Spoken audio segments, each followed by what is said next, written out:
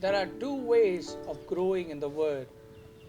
The first way is that you need to read the Word and study the Word and spend time in God's Word. Let's turn to the book of 1 Timothy 4th chapter 13th verse. It says, "Till I come, give attention to reading, to exhortation, to doctrine." And when you read the 15th verse, it says, "Meditate on these things, give yourself entirely to them, that your progress may be evident to all." Meditate on these things. Give yourself entirely to them so that your progress may be evident to all. How will your progress be evident to all? When you give attention to the reading, to exhortation, to this doctrine. When you spend time in the Bible, when you study the Word of God, when you read it every day, you will start growing in the Word of God. You will understand the Word of God. The first way to grow in our spiritual life is by our personal meditation, is by studying the Word every day, spending time in God's way. The other part that a person should have is to hear and learn from others.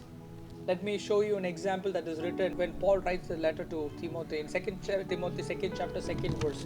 I'll read it for you. "And the things that you have heard from me, and the things that you have heard from me." There are two ways of growth. One is your personal time of meditation, you spending time in God's feet to study the Word and learning the Word of God. Second way of growing ourselves is to spend time in the Word of God by listening to others when they teach the Word of God. That's what he says. "Things that you have heard from me among many witnesses, commit these to faithful men who will be able to teach others also."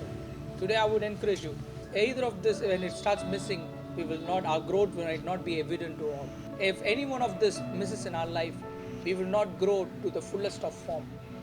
Never say that I don't want to hear others. I'm able to learn in my personal study alone.